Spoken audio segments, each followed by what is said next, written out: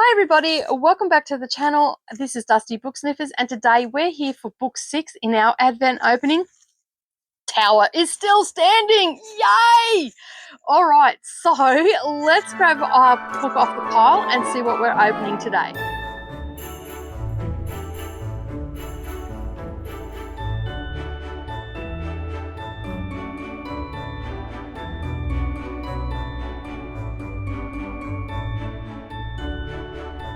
Well, good morning or good evening, everybody, and welcome back to the channel. Thank you for taking some time out of your day and spending it with me while I open up my Advent and share with you what books that are going to land on several TBRs next year.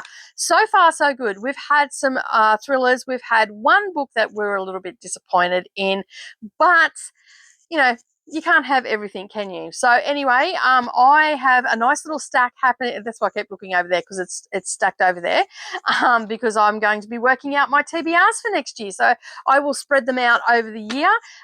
Hopefully I'll put 2 in each month. Might put a little bit more in. And yesterday's video, we were discussing that I should do a month-long read of thrillers. So yeah, and debut novels. So yeah, I've got some content ideas out of it as well. All right, so we've got book 6. I've pulled that off the pile. Let's open it up and find out what the book is today. I love the purple. Purple's my favorite color. This one, someone got a little bit carried away with the stick tape. All the tape on the back. Can you see it? That's a lot of tape. All right. Oh, that was a tough one to get into. I'm trying not to have them rip too much because it's very noisy for you guys. All right, let's chuck that in the bin. All right. Okay, so this is a country house mystery. It is by Georgette Heyer, a New York Times best-selling author, and it is sharp, clear, and witty. That was written by the New Yorker. This has got like a real 1920s vibe, really, doesn't it? Or late 1930s, maybe. I don't know. I love the cover. I just love it. And there are some other books that she has written. These are all mysteries, okay? And they are by Poison Pen Press is the publisher, and that's what the books look like. You know what? I think I might even get these books. I might get onto the book grocer and see if they've got the other ones in the series as well. That'd be really good to get them. I just love the books. I think they're great. They're a good size too. I like this size for because they sort of just fit in the palm of your hand. They're not too heavy. They're not too big or anything like that. And the wording inside is pretty good as well. We have how many pages in this one? Let me just look. Oh, we've got cover-to-cover writing. I like it when we've got cover-to-cover writing. That's good. So we've got 346 pages in this, and we've got a little bit about the author. So Georgette Heyer has written over 50 books. Why have I not heard of this author before? Where the hell have I been? I guess when you get stuck into a genre, and then you sort of get stuck with authors, and then you don't really. I guess that's a lot of the problem. But then, I don't read a lot of these sort of mysteries and stuff like that. So I guess if I'm not looking for that sort of stuff, I'm not going to come across her. And then, they may not have been readily available here in Australia. There's always that too. Like sometimes, I remember with the Charlene Harris books, the True Blood series, I had to basically get them from the UK because I struggled to find them here for a long time. And they came onto my radar through a book review that I was, I can't even remember where I was reading something, and someone had said that Charlene Harris was bringing out a new series, and it was about vampires and all that sort of stuff. And I think that was back in 2008, 7, whenever that was published. I know it was in the late part of the noughties. And so, I had to get all of them from the UK up until I think I got to book 7 or 8, and then they were starting to be available here.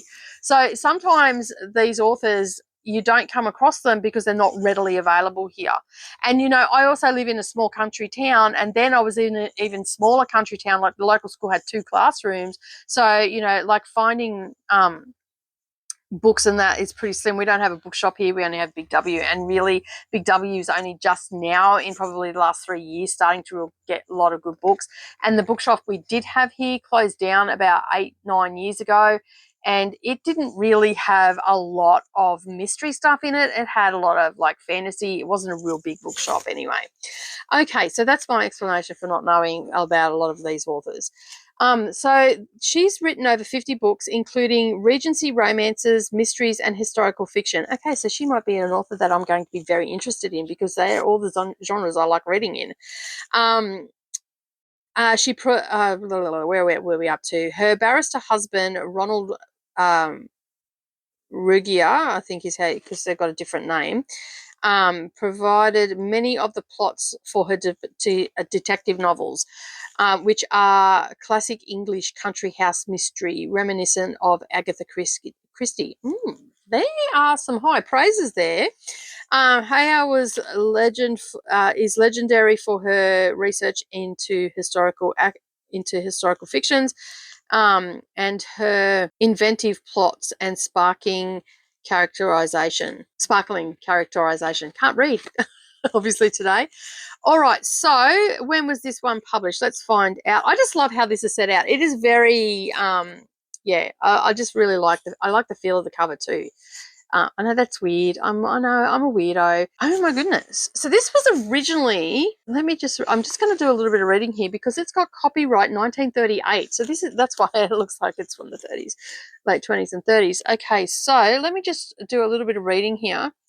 Okay, this cover and internal design was from Source Books in 2019, but this book was originally, it doesn't have when it was first published, but I'm assuming it was 1938.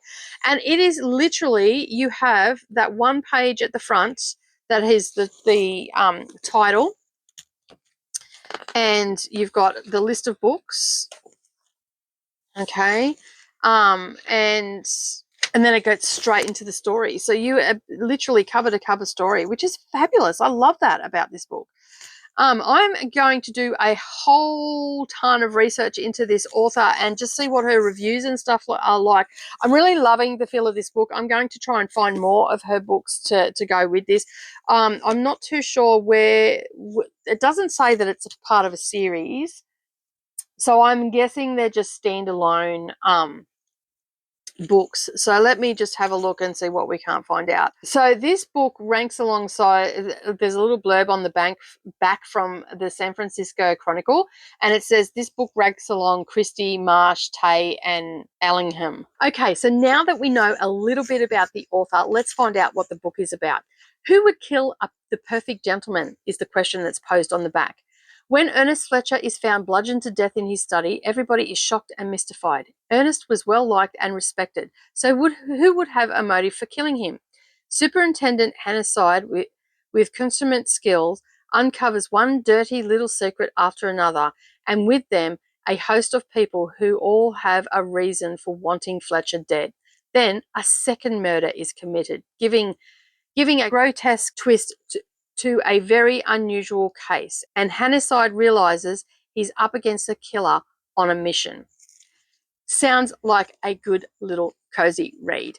So as I said, it is people are saying that she goes up against Christie, Tay, and Allingham. I haven't read anything from Marsh, Tay, or Allingham, but I have read some Agatha Christie before, and I do enjoy reading her books. So I am guessing that I'm going to enjoy reading this one.